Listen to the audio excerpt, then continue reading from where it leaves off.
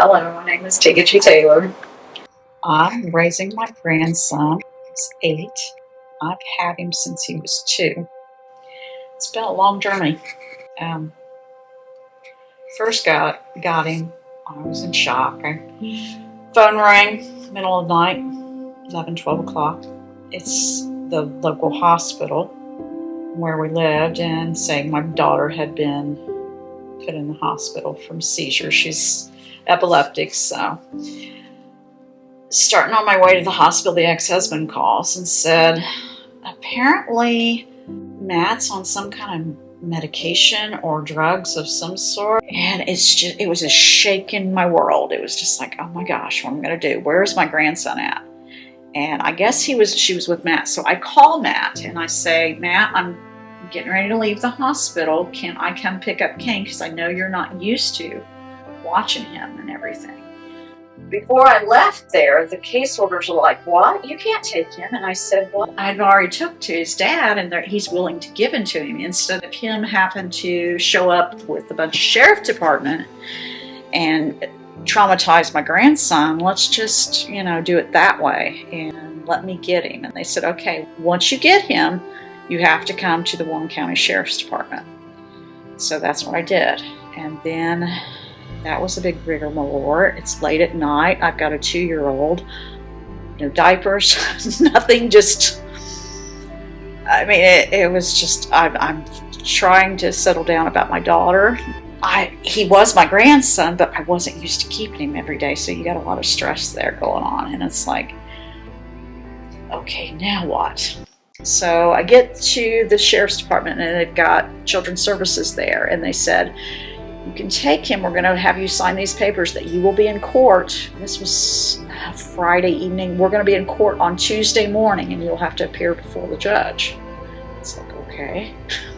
I had to find a babysitter at last minute, and that was, I'm not used to all that. We go in front of the judge, and he said, I'm going to give emergency custody to the child's grandmother. And that's where we began our journey.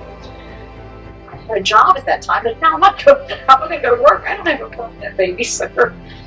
So anyway, I called my job and I said, look, I'm going to have to take some time off. I've got an emergency situation in my family.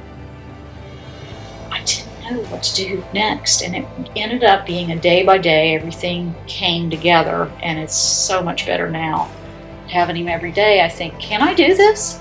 I'm a grandma age, not a mom age. Anyway. Trying to figure out how we were going to survive with me having no job, and it's worked out. It's better than it was, and shock's over. It's a day at a time, and when you're going through the situation, you're like, how, what? You're not getting sleep, you're stressed out, you're running back and forth to court, you're trying to figure out finances, maybe just diapers, clothes, doctor's appointments, different things. Kane wasn't talking when I got him. And he'd hit his head on the floor and tried to self-harm because I think he got frustrated. He didn't know what was going on because he was only 2. Finally got him in to get a diagnosis of autism.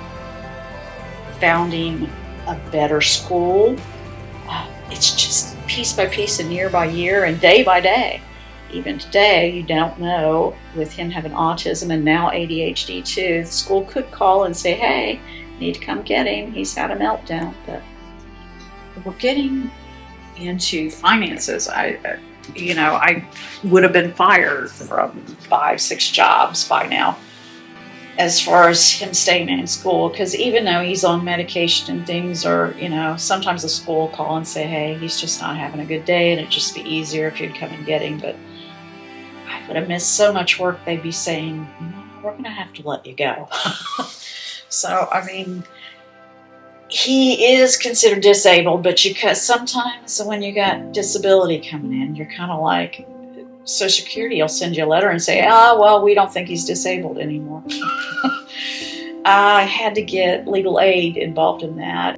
Things like that, you don't know what's going to happen. And you're thinking, okay, so, well, I'll just have to get these jobs and then I'll just have to be fired, which I've never been fired from a job in my life. Anyway, that put a lot of stress on me. For the last 6-8 months, he's been doing good, and the medication I've got him on is working, and he's doing great in school. I've got him in a charter school. They specialize in autism and ADHD. He's got a behavioral specialist he's working with, a speech therapist, a physical therapist, an occupational therapist. It's a smaller environment. He's way up and beyond on his grades as far as science and math. I was telling the teacher at his conference that he draws logos and he knows all about them. He knows all these facts and different things that he likes to know, like from 1955, which is before the year that I was born, about what the McDonald's logo looked like then and what it looks like now. And he is going to design logos. That's what he says. And that's what he's going to do for a living. And I believe, that he probably will do this because he's really smart. We have been starting doing the visitations again, and that's been tough on Nana. I talked to his father, Kane's father. He has some issues too. But anyway, he is going to be willing to sign over his rights, and I'm going to try to go down the road of adoption. The things that helped me is finally got in touch with a lady on the phone and said, there's a support group online, maybe you could talk to those people. And I met Angela.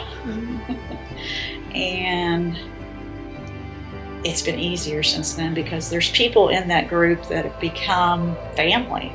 We can talk about anything and nobody's looking at you like, what are you doing? My friends just, why are you taking the son? Why didn't you let the state? Didn't they say they wanted him? It's like, don't let that happen to your family. Hope everybody gets in the right circle and needs to know what to do as far as if you do take custody of a child that's not yours. And we can share with each other and be able to know what to do, when to do it, and that you can say what you need to say and ask the questions you need to ask and get a support system, a good school, a support group, figure out the finances. That's tough. We still have challenges with that, but my faith in the Lord it's brought me so far, and it keeps me calm and it keeps me positive. That's a big thing as far as, no, I'm not going to go down that path. I'm not going to go negative. I can't be able to raise a child at my age and stay happy and content, peaceful. Without the Lord, I couldn't. It's just everything I have. I don't know how I would have done it without knowing that there's a reason I'm doing this and this is my whole purpose. I have to admit, sometimes being the Lord, I got to do what? I don't even want to do this. And it's not because we don't love our children. If we didn't love our grandchildren and our children, we wouldn't even try to involve and get custody and take emergency custody. But where would these kids be without us? And Kane's become my life and my child. He's my child. He's mine. And I'm responsible for him now. And it's been 6 years. Somebody asked me, that's not associated with the situation, what do you do? Asking kind of what you do for a living. I say, Team Kane, that's what I do. It gets easier, guys, as the time goes on. And you figure out it's going to be okay. And no matter what, it'll be okay. We'll still have a roof over our head, and we'll know what to do when the time comes. So take it a day at a time. Try to get faith and surround yourself with a team of people that understand and know what to do if you do have an emergency and who to contact. But everybody also probably needs to know that I was raised by my aunt. So I'm second generation kinship. My aunt and uncle had adopted me from the beginning. My mother, birth mother, she had alcoholism, and she lived in California actually.